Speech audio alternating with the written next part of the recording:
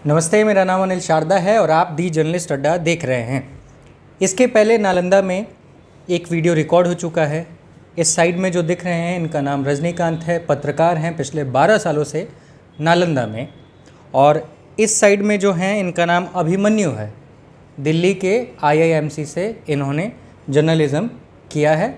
उसके बाद ये BBC में थे, लगातार 3 साल काम किया है और हाल ही में नौकरी छोड़ के, दिल्ली की पत्रकारिता को छोड़ के अब बिहार आ गए हैं, अपने गृह ज़िला नालंदा में हैं और यहाँ पे जर्नलिज़्म के मौके को तलाश कर रहे हैं, मौके की तलाश कर रहे हैं। ऐसी परिस्थिति में एक छोटा सा डिस्कशन होना चाहिए। और क्या होता है कि जब दिल्ली में आप बैठ के जर्नलिज़्म कर रहे हैं ना, तो वहाँ पे चीज़ें बहुत आसान हो जाती हैं। आप किसी के ऊपर उंगली कर देते हैं, आप किसी नेता के ख़िलाफ़ बोल देते हैं और ऐसे में क्या होता है, ज़्यादातर अगर कोई इशू होगा, आपका चैनल उस चीज़ को एक्सेप्ट नहीं कर पाएगा तो आपको नौकरी से निकाल देगा। आप वहाँ से दूसरे चैनल में चले जाएंगे, दूसरे प्लेटफॉर्म में चले जाएंगे, घर बदल सकते हैं। शहर है तो किसी को उतना कोई मतलब होता नहीं है। पर जब कोई दिल्ली से पत्रकारिता करके, उसकी पढ़ाई करके गांव में आ जाता है या फिर गांव में ही अपनी पत्रकारिता करता है और ग्रामीण स्तरीय पत्रकारिता करता है, गांव में जो परेशानियां हैं उसको सही ढंग से उजागर करता है, प्रशासनिक परेशानियां हैं, प्रशासन के द्वारा जो आम जनता को परेशान करना हो गया या फिर प्रशासन की जो कमियां होती है उसको उजागर करता है, साथ ही मेन जनप्रतिनिधि वाली। ऐसी स्थिति में उन पत्रकारों के साथ कितना मुश्किल होता है वर्क कर पाना गांव के लेवल पे, ज़िले के स्तर पे, उसके बारे में हम लोग बातचीत करेंगे। मेरे कई ऐसे साथी हैं जो लोकल लेवल पे पत्रकारिता कर रहे हैं और उनका कहना होता है कि कभी ब्लॉक में जाओ तो कभी थाने में जाओ, कई तरह के बातचीत होते हैं। एक पॉलिटिक्स हो रही होती है पत्रकारों के ख़िलाफ़ भी कि वो कमाने खाने वाला है, वो एकदम डिसेंट तरीके से पत्रकारिता करता है, मुखर होकर पत्रकारिता करता है तो उसको हटा देना है, अपनी लॉबी में शामिल नहीं करना है। बहुत तरह की परेशानियां होती हैं। तो मुझे लगा कि एक बार बातचीत किया जाए और ख़ासकर तब जब ऐसे दो पत्रकार मेरे साथ बैठे हों। रजनीकांत का परिचय तो मतलब पूरे ज़िले में एक क्रांतिकारी पत्रकार के रूप में है, ऊपर से एक क्राइम रिपोर्टर, तो वैसे ही तनखी लगी रहती है प्रशासन और जनप्रतिनिधियों के साथ। और दूसरा अभिमन्यु दिल्ली से आ गए हैं BBC जैसे बड़े ब्रांड के साथ काम करने के बाद। तो ये लोग यहाँ आने के बाद, ये 10-12 साल से यहाँ पे पत्रकारिता कर रहे हैं, ये नए आए हैं। कैसे यहाँ की जर्नलिज़्म को आप लोग देखते हैं? कितनी परेशानियों का सामना करना पड़ता है यहाँ के पत्रकारों को? सबसे पहले मैं ये बता दूं कि मैंने अपनी जर्नलिज़म की शुरुआत जो है वो इस राज्य से की है और एक बहुत बड़ा वक्त ज़िले को भी दिया था जब दैनिक भास्कर यहाँ लॉन्च हो रहा था। तो ज़िले में पत्रकारिता करना बहुत आसान नहीं होता है in comparison with metro cities. वहाँ आप एक पूरा स्ट्रक्चर में काम करते हैं, आपके पास एक ताकतवर लोगो होता है, कंपनी होती है और उसका पूरा स्ट्रक्चर आपके पीछे खड़ा होता है। लेकिन ज़िले में जो है ना वो चीज़ें अलग होती हैं। ज़िले के चैलेंजेज अलग होते हैं, उसमें काम करने का तरीका अलग होता है क्योंकि आप लोकल होते हैं। पहली बात है, आपकी शिनाख्त बहुत आसानी से की जा सकती है, आपकी पहचान की जा सकती है। आप यदि किसी के ख़िलाफ़ खबर चलाते हैं तो आपको किसी भी तरीके से परेशान किया जा सकता है। अभी हाल ही में ज़िले के एक पत्रकार है जिनको मारने की धमकी मिली, जान से मारने की धमकी मिली, फिर उसे प्रशासन ने बॉडीगार्ड उपलब्ध करवाया। और आप देखें, मैं एक कल SD ऑफिस गया था, वहाँ एक पत्रकार को देखा, बहुत आम से पत्रकार रहे हैं और बहुत लंबा एक्सपीरियंस रहा है। तो वो बता रहे थे कि वो आर्म्स लाइसेंस के लिए अप्लाई कर रहे हैं। तो जान का जो ख़तरा है ना वो छोटे जगहों पे ज़्यादा होता है क्योंकि आपके परिवार, आप कहाँ रहते हैं, आपके पिताजी क्या करते हैं, आपका परिवार क्या करता है, उसकी आर्थिक स्थिति कैसी है, उसकी सामाजिक स्थिति कैसी है, किस कास्ट से बिलोंग करते हैं, किस धर्म से बिलोंग, ये सब कुछ ओपन होता है, मतलब कोई भी पता लगा सकता है। तो ऐसे में सामने वाले को ख़तरा ज़्यादा होता है। और अब आप दिल्ली की पत्रकारिता और ज़िले की पत्रकारिता यानी छोटे जगहों की पत्रकारिता, जिसे ग्रामीण या छोटे शहर की पत्रकारिता कहें, उसमें एक अंतर और ये होता है कि जो ज़िले की पत्रकारिता होती है या फिर जो छोटे शहर की पत्रकारिता होती है वो जनता के पक्ष में ज़्यादा होती है। आप शहर की पत्रकारिता देखिए, बड़े शहरों की पत्रकारिता, दिल्ली, मुंबई, ये पॉलिसी और गवर्नमेंट लेवल की चीज़ों को ज़्यादा तय करता है। लेकिन ज़िले में ये सारी चीज़ें नहीं हैं। ज़िले में आप एकदम आम इंसान जो उन्हें कोई परेशानी है, आप सड़क की समस्या को उठाते हैं, आप नाले की समस्या को उठाते हैं, आप मान लीजिए कोई सर्टिफिकेट बनाना हो, जन्म प्रमाण पत्र, आय प्रमाण पत्र, उसमें जो परेशानियां चल रही है, क्योंकि एक बहुत बड़ी जनसंख्या रोज़ इन सेवाओं का लाभ उठाती है और इस तरह की समस्या ग्रास रूट है। हाँ, ग्रास रूट है। और दोनों जगह एक अंतर और मैं बताता हूँ कि मान लीजिए कि आप दिल्ली में बैठे हैं, नरेंद्र मोदी सरकार के खिलाफ कोई खबर चलाएं, ज़रूरी नहीं है कि उसका इम्पैक्ट हो, क्योंकि जिनके खिलाफ आप खबर चला रहे हैं वो भी उतने ही ताकतवर हैं। वो चाहे तो इम्पैक्ट कर सकते हैं, चाहे तो नहीं कर सकते हैं सरकार के लेवल। लेकिन ज़िले की पत्रकारिता जो होती है ना, वो एक कॉलम भी खबर छपती है ना तो चीज़ें बदलती हैं। उसको एक्नॉलेज करता है मतलब यहाँ का प्रशासन एक्नॉलेज करता है, लोग एक्नॉलेज करते हैं। तो ये अंतर है। इसी के साथ पॉलिटिकल प्रेशर कैसे होते हैं, ये सवाल मैं आपसे कर रहा हूँ। जब आप क्राइम रिपोर्टिंग कर रहे होते हैं और ऐसी स्थिति आती है कि कोई बड़ा पॉलिटिशियन उसमें शामिल है या फिर कुछ और चीज़, तो उस समय लिखना कितना मुश्किल हो जाता है, और कुछ जान से मारने की धमकियाँ या फिर प्रेशर कि तुम ये खबर नहीं चलाओगे, या फिर अखबार का प्रेशर, कंपनी का प्रेशर, उस समय क्या कुछ दिमाग में चल रहा होता है? इस पूरे 12 साल के पीरियड में अभी तक तो किसी ने धमकी नहीं दी, और अगर जो भी मेरा वीडियो ये देख रहा है उसको स्पष्ट संदेश भी दे दे कि हम लोग डरते उड़ते हैं नहीं किसी से। रह गया सवाल प्रेशर का, तो पत्रकारिता में अगर प्रेशर नहीं आया तो परफॉर्मेंस नहीं हो सकता है। अगर आप पत्रकारिता कर रहे हैं तो आपको इन तमाम चीज़ों से यूज़ टू होना पड़ेगा। हाँ, ये अखबार को तय करना है कि जो मेरे पत्रकार ने लिखकर भेजा है उसको छापना है कि नहीं। ये कोई नेता तय नहीं करेगा, कोई क्रिमिनल नहीं तय करेगा। पहले जो दौर था, अखबार के मालिक जो थे पत्रकार होते थे, विशुद्ध रूप से पत्रकारिता करते थे और वो मर्म भी जानते थे। अब के जो लोग हैं वो कारोबारी हैं, तो जो कारोबार करता है वो अपना प्रॉफिट लॉस दोनों देखता है। तो आंदोलन की उम्मीद फिर वर्तमान में किसी पत्रकार से करना बेईमानी होगी। और उसके ईमानदारी पे लोग कहते हैं कोई धमकी नहीं देता है, ये एक भरम से पहले लोग निकल लें। धमकी उसी को पड़ सकती है जिसके लाइन लेंथ में वो नेता फंसा नहीं है। जिस दिन वो आ जाएगा उसको समझ में आ जाएगा। बाकी जो प्रेशर होता है खबर के, हम तो कहते हैं कि पत्रकारिता का एक लक्ष्मण रेखा है जो एक पत्रकार को खुद निर्धारित करना चाहिए कि हम खबर को किस तरीके से परोस रहे हैं। सबसे बड़ी विडंबना जो है वो मैं बता दूं आज आपके, जो आपका जो द जर्नलिस्ट अड्डा है, मुझे काफ़ी प्रभावित कर गया। आपके जो विचार हैं या जो प्लेटफॉर्म है, तो इस प्लेटफॉर्म से मैं पूरे इंडिया को संदेश दे देता हूं, जो भी पत्रकार काम कर रहे हैं, कि ये जो धमकी और ये तमाम चीज़ हावी तभी हो पाती है, जैसा अभी हमने कहा कि अगर आपके ऊपर वाले लोग आपके साथ हैं तो ये चीज़ें आपके साथ नहीं होंगी।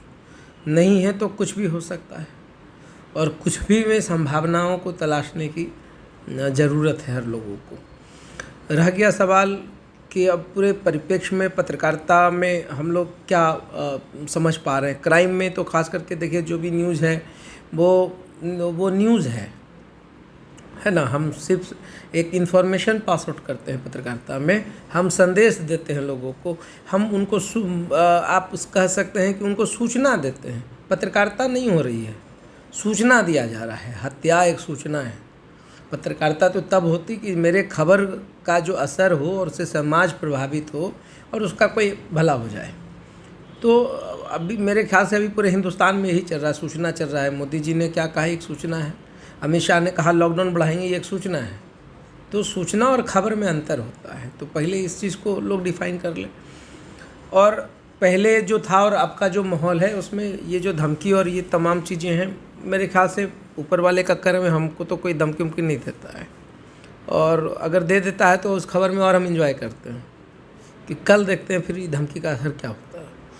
तो ये सब चलता रहता है। क्राइम रिपोर्टिंग आप कर रहे हैं तो इतना तो मान के चलना है कि जिसके पक्ष में लिखिएगा वो ना खुश होगा, जिसके विरोध में गया वो ना खुश होगा, मगर इतना पक्का है वो आपको मारेगा नहीं। अगर क्राइम रिपोर्टिंग कर रहे हैं तो इतना तो अनुभव होना चाहिए। कोई भी अपराधी हो या कोई नेता हो, अपराधी के लिए तो ब्रांड वैल्यू का काम कर देते हैं हम लोग जो है निगेटिविटी को परोस देते हैं। आप एक बात पूछते हैं आपसे कि किसी भी आदमी पर जब एक खबर आप चलाते हैं कि किसी व्यक्ति पे छेड़खानी का आरोप लगता है, किसी पे हत्या का आरोप लगता है, जहाँ हत्या का आरोप लगता है पूरा पत्रकार समाज मिल करके उसको पूरा एक बहुत बड़ा गैमलर विलेन बना करके पेश कर देता है। 2 महीने के बाद, ये पूरे भारत में अब तक की पत्रकारिता में ऐसा मैंने कभी नहीं देखा है कि वह व्यक्ति जिस पे आरोप लगा और वो दोष मुक्त हो जाए, बरी हो जाए, या उसके ऊपर लगाए गए आरोप गलत साबित हो जाए, तो किसी मीडिया में और किसी के मतलब हस्ती में नहीं है कि उसकी ब्रांडिंग कर दे कि हाँ ये गलत हो गया या ये गलत था, इस पे आरोपी नहीं, माफ़ीनामा नहीं चाहिए। आप जिस तरीके से उसका इज्जत उतारे हैं उसी तरीके से इज्जत उड़ा भी दीजिए। तो हमारा ये कहना है पत्रकारिता का, जो आप कहते हैं ना धमकी उमकी, ये जो तमाम चीज़ें क्यों होती है कि हमको तो बस पता चल जाए, एक बार नाम आया था हत्या में, अगर वो आदमी कभी कुछ नहीं भी किया होगा तो वो भी कहानी जोड़ देते हैं। इससे बचना चाहिए। हम कहते हैं कि किसी का सेल्फ रिस्पेक्ट को इतना मत कुरेद दीजिए। अगर वो मान लीजिए अपराधी नहीं है, आरोप लगा, आरोप तो सबके लगता रहता है, आरोप का मतलब उसके पूरे घर खानदान परिवार की ब्रांडिंग आप इतना निगेटिव तरीके से करते हैं कि वो आदमी गुस्सा हो जाता है, क्योंकि आपको ही पता आरोप झूठे होते हैं। बहुत सारा आवेदन आप उठा के देख लीजिए थानों में, 100 गो केस हुआ है तो 90-80 में तो वो फेंका फेंकी ही चलता है, फंसाने का ही काम चलता है। अब कोई अपने छोटा मतलब कोई भाभी के साथ गलत क्यों करेगा, तो वो जाकर के थाना में, को महिला थाना में एक केस मेरे साथ गलत हो गया। अब मान लीजिए कल के डेट में दोनों में कंप्रोमाइज़ हो गया, केस उठ गया, भाभी ने भी स्वीकार किया कि हाँ हमने मान लीजिए कि इनके ऊपर गलत आरोप लगाया, फिर आप कभी फॉलोअप करते हैं जाकर? कोई भी पत्रकार हिंदुस्तान में बताए कि कोई फॉलोअप किया हो कि हाँ उसके ऊपर लगाए गए आरोप जो है वो गलत थे? तो साबित करने के बाद जो परिस्थितियाँ होती है, आप मेंटल लेवल किसी का समझिए। हम निर्दोष आदमी, हमको कोई आदमी अधिकारी या नेता या कोई दबंग व्यक्ति हमको फंसा दे, हम जेल चले जाए। कारण क्या है इसका, फॉलोअप ना लेने का कारण क्या है? यही पहले हम तो अखबार, अब तो पत्रकारिता कहाँ हो रहा है। अब तो लग रहा है जैसे सब लोग को ओलंपिक में जाना है, पहले मेडल लेना है, और जल्दी के चक्कर में कोई उसको पैर खींच रहा है, कोई उसको। पत्रकारिता अगर करना शुरू कर दे हिंदुस्तान में तब तो मज़ा ही आ जाए। तब क्या यही मुस्तकबिल रहेगा हिंदुस्तान का? क्या फिर कोई और अब्दुल कलाम पैदा नहीं होंगे या भगत सिंह पैदा नहीं होगा? आपको समझना है कि माहौल ही ऐसा बना करके चले हुए हैं हम लोग कि पूरा समाज करप्ट है। तो क्या आप ईमानदारी और पत्रकारिता की बात कर रहे हैं? कारोबारी के यहाँ आप काम कर रहे हैं, बात कर रहे हैं पत्रकारिता का। तो ऐसे में संभव नहीं है पत्रकारिता करना। तो ये बहुत वैलिड पॉइंट बोले हैं कि जब आप पत्रकारिता कारोबारी के लिए करते हैं तो वो पत्रकारिता नहीं रह जाती। देखिए बहुत सारे लोग जो हैं वो शहरों से गांव की तरफ लौट रहे हैं पत्रकारिता के लिए, 2 कारण से। एक कि जो वो सोच के वो गया बड़े शहरों में, बड़े ब्रांड में, वो जगह नहीं उसे मिलती है। आप देखिए कि अंजना ओम कश्यप कब से एंकरिंग कर रही हैं, श्वेता सिंह कब से एंकरिंग कर रही है। मैं जब छोटा था तब देखता था, और अब कुछ सालों में मैं बूढ़ा हो जाऊंगा तब भी देखूंगा। तो सवाल ये उठता है कि ये जो 2 दशक का वक्त होता है, क्या उसमें भारत माता ने एक भी टैलेंट नहीं पैदा किया जो श्वेता सिंह को रिप्लेस कर सके, या फिर अंजना ओम कश्यप को रिप्लेस कर सके? ये कितनी बड़ी परेशानी और कितना दुर्भाग्यपूर्ण स्थिति है। आप ये समझिए कि जो मठाधीश लोग हैं जर्नलिज्म के, उन्होंने कब्जा जमाया हुआ है और वो जो बोल रहे हैं पाकिस्तान हिंदू मुस्लिम कर रहे हैं, जो भी कर रहे हैं, नोट में चिप कर रहे हैं, उन पे कोई कार्रवाई नहीं हो रही है।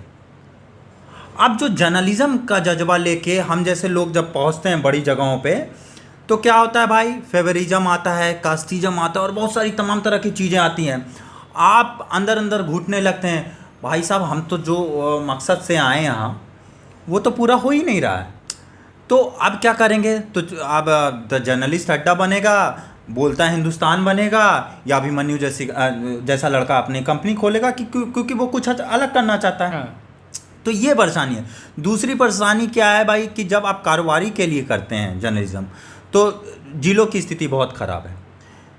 कोई भी अखबार ज़िले में अपना परमानेंट एम्प्लॉय नहीं रखता है, ऑन रोल जिसे कहते हैं। अब वो क्या करेगा कि भाई 2,000 रुपया महीने का उसे दिया जाएगा, मात्र 2,000, 3,000, 1,500 रुपये।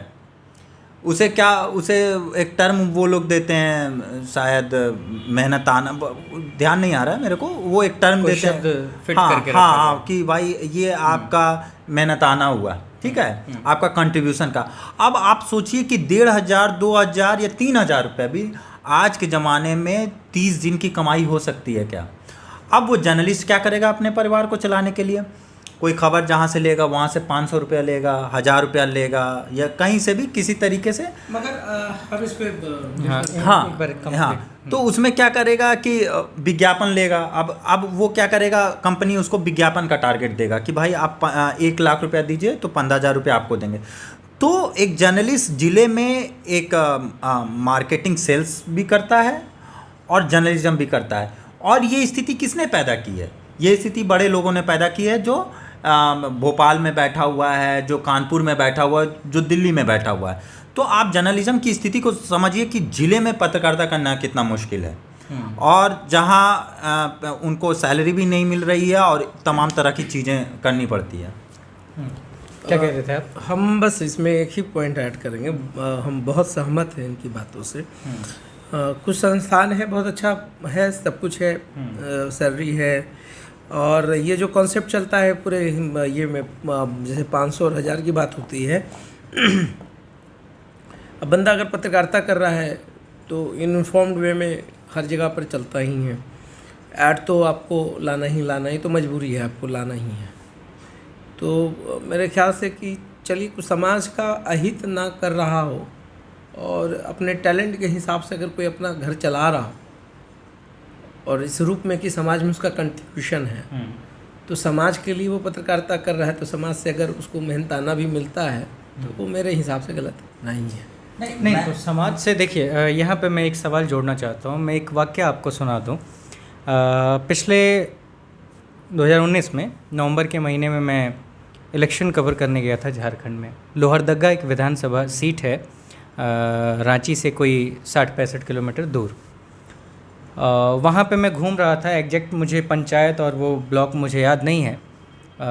उसमें एक कोई बूढ़ी औरत थी, आदिवासी भाषा में मुझे कुछ कहना चाह रही थी, मुझे ध्यान में नहीं आया। तो मैंने एक व्यक्ति से पूछा कि बॉस माजरा क्या है।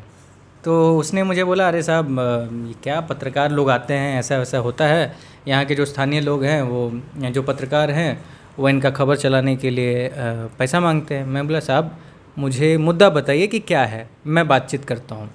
तो उन्होंने मुझे बताया कि इनको पेंशन मिलना है, कोई 600 रुपया या 500 रुपया पेंशन मिलना था उनको, वृद्धा पेंशन। और पत्रकार साहब कह रहे हैं कि 500 रुपये दे दीजिए तो खबर चलाऊंगा तो वीडियो वगैरह के कान में जू रेंगेगा और फिर बाद में आपका काम शुरू हो जाएगा। मैं वो वाक़या सुन के चला आया और मैं सोच रहा था बाद में इस चीज़ को, अब भी सोचता हूँ कि अगर उस वृद्ध महिला के पास 500 रुपये होते हैं तो किसी पत्रकार के पास क्यों जाती है, अपना घर चलाती। तो ऐसी परिस्थिति में अगर वो पत्रकार लोकल लेवल पे, मैं कहता हूँ कि हाँ मजबूरियाँ हैं, 1500 रुपये में कोई घर थोड़ी ना चलता है। पर एक और चीज़ है कि जितने भी पत्रकार वो 1500-2000 में अपॉइंट है, उसमें से 80% ऐसे लोग हैं जो किसी ना किसी अपने काम से जुड़े हुए हैं।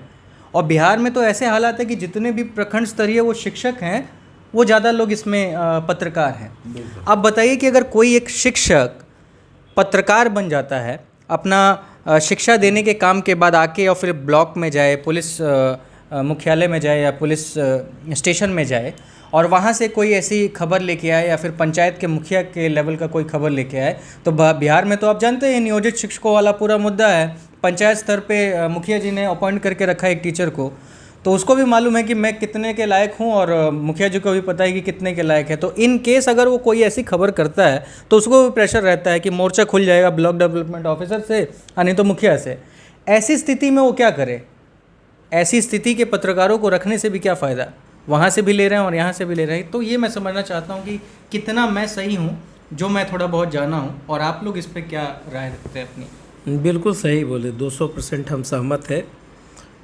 ऐसे लोगों को तो खैर पत्रकार होना ही नहीं चाहिए। दो तरीके से गद्दारी कर रहे हैं लोग। पर ये जो कंपनीज़ हैं, जिस कंपनीज़ की हम लोगों ने बात की, जिस कंपनी के आप एम्प्लॉय हैं, जिस कंपनी को आपने छोड़ के आ गए हैं, अभिमन्यु की एक अच्छी बात ये है कि ये बीबीसी में थे और बीबीसी स्टोरीज़ करती है और हमेशा ही करती है। कुछ सबकी अपनी अपनी चीज़ें रहती होंगी, मैं उतना नहीं जानता, नहीं बोलूँगा उस बारे में, पर एक संतुष्टि मिलती है वहाँ पे। पर आप जिन संस्थानों के साथ काम कर रहे हैं या फिर कर चुके हैं, आप 12 सालों से इन सारी चीज़ों को देख रहे हैं और आपका वो जो एक्सपीरियंस है ना, वो लोगों को भी जानना चाहिए और मुझे भी जानना चाहिए। बिल्कुल। 2009 का वाक़या, 8 या 9 का, एक इंस्टीट्यूशन को चलाते चलाते, मेरी एक इंस्टीट्यूट थी दिशा, तो बच्चों को पढ़ाता था इनफैक्ट और सिखाता था। दिल्ली से जब दिल्ली से हम 2007 में आए थे तो फिर कोचिंग और तमाम चीज़ें। तो 2009 में कुछ पीएम विजिट था, मेरे ख्याल से भूटान के प्रधानमंत्री का यहाँ विजिट था। तो बोरो नहीं ले जाता सब लोग, बोरो चलो भाई अंग्रेजी बोले थोड़ा संभाल लेना। और हम भी इसी जिज्ञासा के साथ गए थे। और उस दिन हमने खबर लिख दी और देखा फ्रंट पे छपा हुआ था और बाई लाइन था मेरा। तो जितने भी लोग थे सबने फ़ोन किया, मुबारक हो आप पत्रकार हो गए। तो हम बोले कि हाँ भाई हो गए। और लिखने की कला तो नहीं थी, लिखने आता था, भाषा पे कमांड था, अशुद्धि कम ही थी मगर थी। फिर हमारे गुरुदेव जो हैं उन्होंने कहा एडिटोरियल पढ़ो, पढ़े, 4 साल 5 साल फ्री में काम किए। जिज्ञासा बढ़ती गई, हम बोले 5 साल फ्री में मतलब बैकअप ठीक ठाक था। बाबूजी बहुत मानते थे तो उनकी भी एक इच्छा थी कि मेरा बेटा जो है पत्रकार बने। क्यों बने? क्योंकि समाज में जिस तरीके से लोगों ने भय दोहन शुरू किया तो हमको लगा कि यार अब हमको भी उतर जाना चाहिए। खैर शुरुआत के पापा का बहुत एम्बिशन था कि मेरा बेटा जो है पत्रकार बने। पहला हम खुशनसीब हम होंगे जिनके पिता की ये उम्मीद थी कि बेटा उसका पत्रकार बने। तो हमने बोला कि पापा पैसा नहीं मिलता है, 10,000 मतलब 2010 में लोन पे ही सही बैंक से एक फाइनेंस हो गया, बाइक मिल गया। वही बाइक आज मैं चलाता हूँ, पुराना है, उसको मैं बेचता नहीं हूँ ना, बेचने की कोई सोचा मैंने। तो बाइक ला दिए, सब कुछ ला दिए। तो 5 साल 4 या 5 साल हम फ्री में काम करते रहे। उसके बाद फिर एक ब्रांड से जुड़े, फिर एक मैगज़ीन से जुड़े। 2013 में अपना मैगज़ीन लॉन्च किए। हम बोला टसन तो मेरे दिमाग में चलता रहा है। तो 2013 में, तब तक हम किसी के स्टाफर नहीं हुए थे। 15 में फिर स्टाफर हुए, एक बड़ा ब्रांड से जुड़ गए। तनख्वाह उनका पहली बार जीवन में पत्रकारिता में मिला। दिल्ली में तो 30-40 हज़ार 50 हज़ार उन दिनों की बात थी जब हम कॉल सेंटर और तमाम कंपनीज़ में रहे। नॉर्थ इंडिया मार्केटिंग हेड रहे थे एक्सेल कंपनी में, दवा की कंपनी में रीजनल सेल्स मैनेजर रहे। तो वो सब भी पापड़ थपेड़ा झेल कर यहाँ तक पहुँचे हैं। तो पैसे का तो कभी हमको टसन रहा नहीं। कोई हमको ये भी नहीं कह सकता था कि हमने ये तीर मारे हैं। तो हम तीर ज़्यादा नहीं चलाए थे और ग्राउंड पे रहने की आदत रही है। 3rd फ्लोर से आप गिरेंगे तो पैर टूटेगा। हमारे जैसा इंसान जो है ज़मीन पे खड़ा है, वो भी चटाई पे, अगर खींच भी देंगे तो फ़र्क नहीं पड़ेगा। तो ये मेरा कॉमन सा एजेंडा हमेशा रहा लाइफ में। तो 2015 में पहली बार तनख्वाह का जो होता है ना कि पत्रकारिता में, वो हुआ। 2017 में, चूँकि 2007 में जब हम आए तो मैं सिर्फ बस 2 मिनट बाद लोगों को ये बताना बहुत ज़रूरी है कि आफ्टर ऑल फैमिली सबसे ज़्यादा इम्पॉर्टेंट होता है किसी की भी लाइफ में। आप IAS हों, IPS हों, कोई फ़र्क नहीं पड़ता है। आप बहुत बड़े ब्रांड हो जाए वो भी फ़र्क नहीं पड़ता है। और अगर अपने पिता और अपने माँ के अच्छे बेटे नहीं हो पाए तो फिर बहुत फ़र्क पड़ता है। तो फिर आपका किया हुआ सारा बेकार है। तो 2007 में ऐसे ही पापा बोले कि बेटा मन नहीं लगता है, हम इकलौता, तो हम बोले पापा मन नहीं लगता है तो आदेश दीजिए। तो कहे कि चले आओ। कहाँ वहाँ रहते हो दिल्ली में, हम बिहार शरीफ में। आ जाते तो मज़ा आता, कुछ काम होता। तो 12 अगस्त को बोले, 13 अगस्त को हम रिज़ाइन किए। ये भी नहीं सोचे पीछे मुड़ के कि 50 2007 की बात है। तो 50,000 रुपया छोड़ के जा रहे हैं। हमको लगा कि अब बहुत बड़ा दौलत मेरे सामने है, मेरे माता पिता, और चले आए। दूसरे दिन धरे ट्रेन व्रेन फ्लाइट जिसका जिसे टिकट मिला पहुंच के बिहार शरीफ। यहाँ तब से हैं। अनफॉर्चुनेटली जब वक्त आया कि पापा का उम्मीद था कि किसी भी अखबार में, खास करके एडिटोरियल में, आप समझिए उनका क्या सोच होता था। चूँकि इससे बड़ा जो ब्रांड था, पहले वाला ब्रांड, उसमें हम मार्केटिंग में चले गए थे, पैसे की ज़रूरत थी तो चले गए, मगर मज़ा नहीं आया। वहाँ भी वही बाबूगिरी चलता था और वही अंग्रेज़ों के ज़माने के जेलर हैं। तो वो नाटक भी हमने वहाँ देखा। और नाटक इसलिए कहूँगा क्योंकि यार मुझे समझ में ही नहीं आया कि हम काम किस लिए कर रहे हैं। हम टॉफ़ी बना रहे हैं, अखबार बेच रहे हैं, खुद बेच रहे हैं, हम कर क्या रहे हैं। हमने छोड़ दिया, बोले बक्स कोई फ़ायदा नहीं है, मज़ा नहीं है। और जो भी उसके अधिकारी थे, अगर सुन रहे होंगे कभी जीवन में वीडियो देखिएगा तो आपको पता चलेगा कि आप लोगों ने कितना गलत काम किया। चोर बनाने का पूरा विद्या जो है इन लोगों के पास रहता था। तो 2017 में फादर एक्सपायर कर गए। तो फिर झटका लगा कि अब तो ब्लैंक हो गया जीवन, अब क्या करेंगे।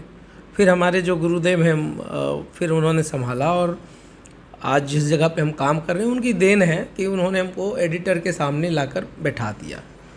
तो एडिटर ने कहा यार तुम्हारे आने से पहले बिहार शरीफ से बहुत फ़ोन आ गया, किसको आप ले लिए हैं, बवाली पार्टी है और सबसे तो ये लड़ते भिड़ते रहता है। तो हमारे संपादक ने जवाब दिया तब तो ये मेरे लिए परफेक्ट है, क्योंकि उनका हम बहुत सम्मान करते हैं। और उन्होंने तो कहा कि एकदम खुल के लिखिए, बाकी हम देख लेंगे। तब पत्रकारिता करने में मज़ा आता है। इसलिए मैंने कहा कि 12 साल में तो 8 साल 9 साल फ्री में खटे हैं, तब जा कर के रजनीकांत कुछ सीख पाया है। अतः समुंदर अभी सीखना है। ये स्थिति हो जाती है जब आपके संपादक अच्छे होते हैं और आपके प्रभारी अच्छे होते हैं। अभी मेरे साथ खुशकिस्मती है कि हमारे प्रभारी तो खैर मेरे गुरु हैं और उनसे बेहतर पत्रकार मेरी नज़र में कोई नहीं है। मतलब अगर कहे कि आपके पूरे देश में सबसे बड़ा टॉप आपके लेवल का रोल मॉडल कौन होगा पत्रकार में, तो हमारे गुरुदेव हैं। अब अभी वर्तमान में प्रभारी हैं, बहुत अच्छे मतलब व्यक्तित्व हैं, काफ़ी टैलेंटेड हैं। ऐसे पूर्व जो संपादक थे और वर्तमान संपादक दोनों बहुत अच्छे हैं। तो मेरे ख्याल से हम जहाँ पे काम कर रहे हैं वहाँ पर वसूली और दलाली और बेईमानी का कॉन्सेप्ट मेरे साथ तो नहीं है।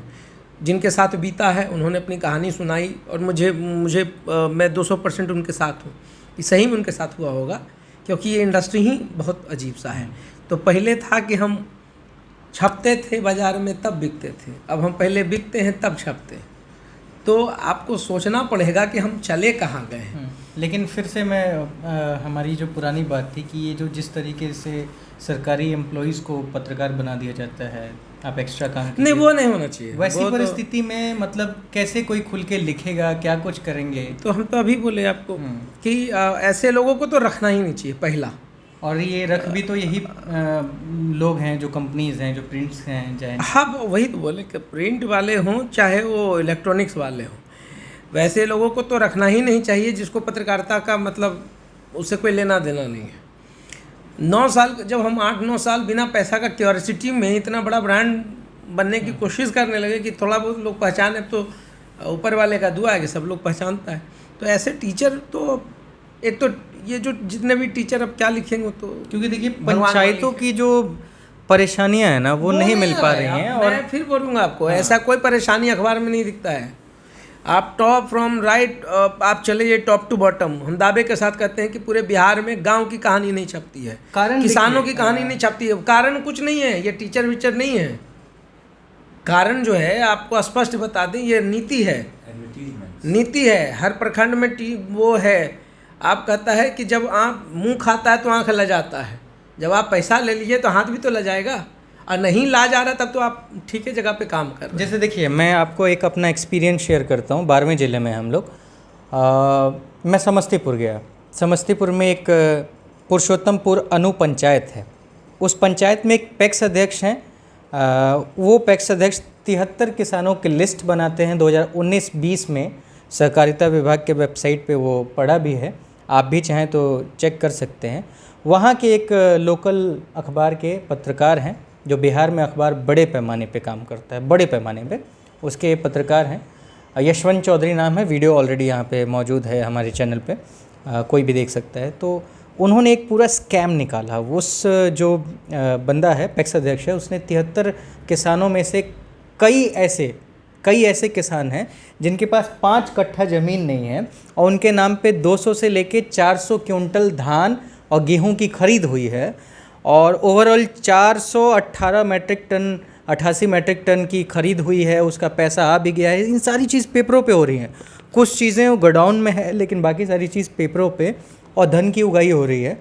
उस किसान के पास 5 कट्ठा ज़मीन नहीं है, 200 से 400 क्विंटल वो बेच रहा है, उसका पैसा आ रहा है, पैसा उतर भी जा रहा है, और किसान को मालूम नहीं है, क्योंकि किसान दिल्ली में 10-15 हज़ार रुपये में नौकरी कर रहा है, या तो रिक्शा खींच रहा है, या फिर किसी होटल पे काम कर रहा है, या फिर कुछ भी कर रहा है अपने दिनचर्या चलाने के लिए। तो ऐसी परिस्थितियाँ आ गई हैं। आप बेगूसराय के मंझौल अनुमंडल के आप पबड़ा पंचायत में चले जाइए।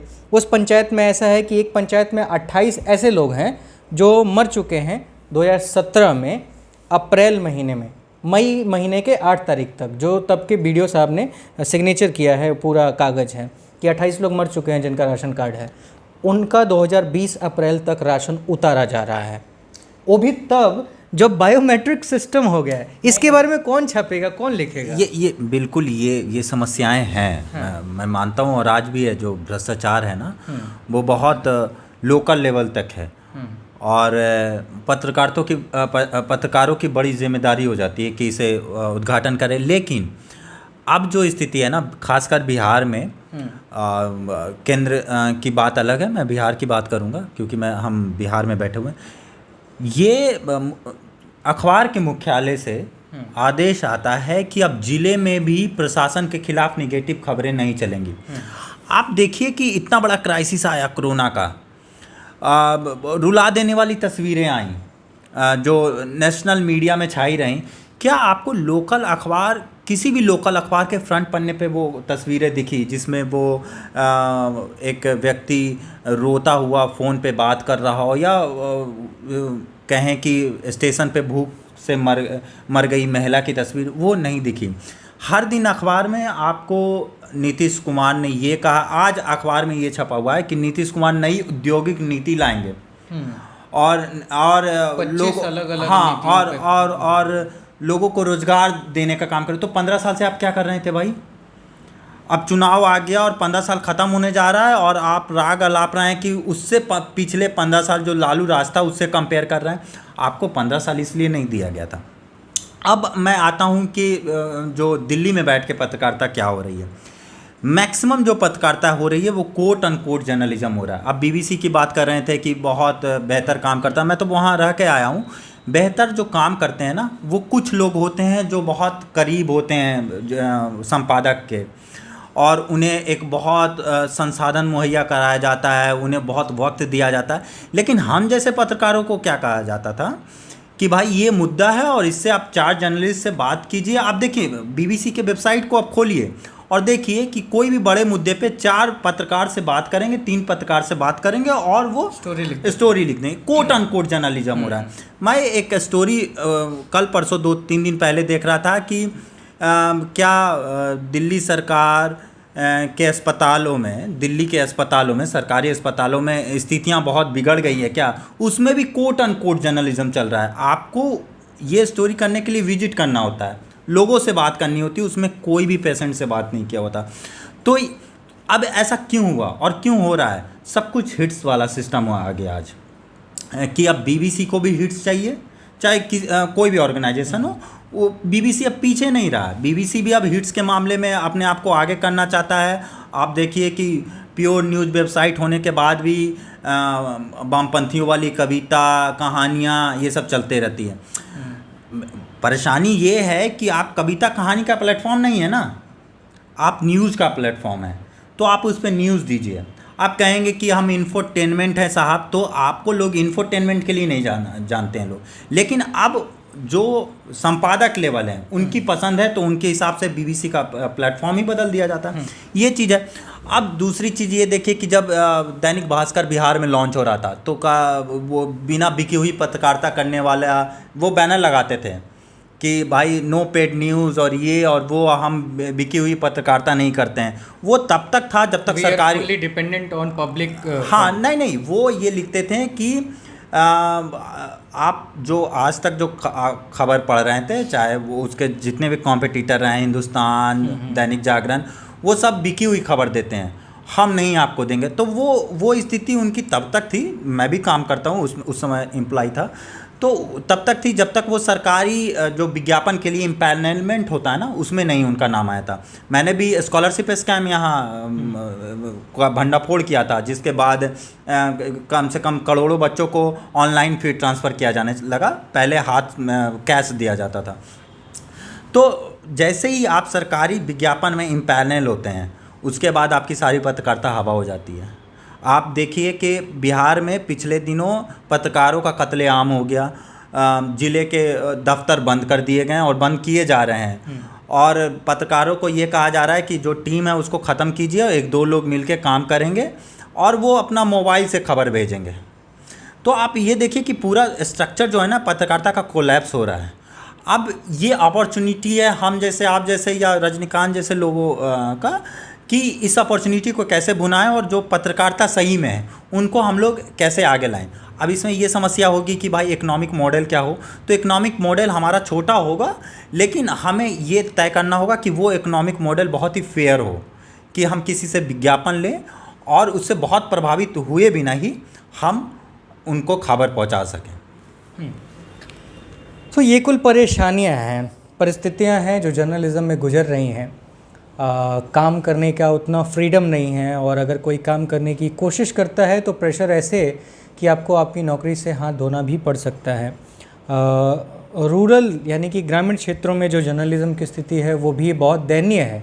असल मायनों में मैं घूम रहा हूँ तो चीज़ें मुझे पता चल रही हैं, हालांकि मैं उस लेवल नहीं हुआ हूँ कि मैं किसी पत्रकार पे टिप्पणी करूँ, लेकिन हाँ मैं करूँगा ज़रूर। कारण क्या है? क्योंकि मैं इस माहौल में जी रहा हूँ, इस माहौल को भांप रहा हूँ, समझ रहा हूँ, और ऐसे ही माहौल में काम करते हुए आगे बढ़ रहा हूँ। तो उन लोगों की परेशानियाँ भी है जो गांव में लोग हैं, और उनका भी कहना है कि ऐसे पत्रकारों से उन्हें परेशानी भी आ रही है। तो अगर आप गांव के लेवल पे हैं, प्रखंड स्तर पे हैं, जिला स्तर पे हैं, तो आपकी जिम्मेदारी बनती है कि उन चीज़ों को सामने लेके आया जाए जिससे सीधा जनता को सरोकार हो। ठीक है, जनता अभी उतनी जागरूक नहीं हो रही है, पर उसके लिए जनता को होना तो पड़ेगा। लेकिन अगर ये पत्रकार अगर आप हैं तो आपकी एक सीधी जिम्मेदारी होती है कि आप अपने लेखनी से उस जनता के दिल तक पहुँचे, उस जनता के ज़ुबान तक पहुँचे, और उनकी ज़ुबान की जो मुद्दाएं हैं उनको लेकर के आएँ और आप आगे बढ़ाएं। तभी जाके हो सकता है कि वो लोग आप पर भरोसा विश्वास कर सकें और कल के समय में आपके लिए लोग खड़े भी हो सकें। और इन्हीं परिस्थितियों की वजह से अगर रजनीकांत जैसे लोग काम करने की कोशिश करते हैं, मुखर होकर, निडर होकर, या फिर अभिमन्यु जैसे लोग काम करने की कोशिश करते हैं, मैं अपनी बात अभी नहीं करूँगा क्योंकि मुझे ऐसा कुछ हुआ नहीं है। ये लोग आ रहे हैं शहरों में, मुझे कोई देखता भी नहीं है, खैर देखता भी हो तो क्या ही फ़र्क पड़ता है। तो ऐसे लोगों के लिए परेशानियां उत्पन्न होती हैं और इसके ज़िम्मेदार फिर आप ही जनता होते हैं, और इसके लिए हम आपको ब्लेम भी करेंगे। तो आप कम से कम उन पत्रकारों का साथ दीजिए, उन्हें भरोसा दिलवाइए कि हाँ आप काम करें, हम आपके साथ हैं। जब भी कोई अच्छी बुरी चीज़ें आपके साथ घटेंगी तो हम उसमें आपके सहभागी रहेंगे, तब जाके उन्हें भी एक अपना पावर मिलेगा काम करने का। तो ये सारी चीज़ें हैं जिस पे आपको ध्यान देना पड़ेगा। फ़िलहाल इस वीडियो में सिर्फ इतना ही। मेरा नाम अनिल शारदा है, आप दी जर्नलिस्ट अड्डा देख रहे थे। धन्यवाद।